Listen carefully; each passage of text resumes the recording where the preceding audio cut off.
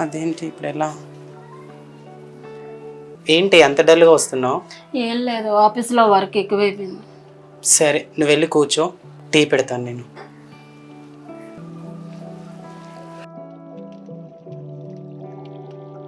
స్నానానికి వేడి నీళ్ళు పెట్టవా?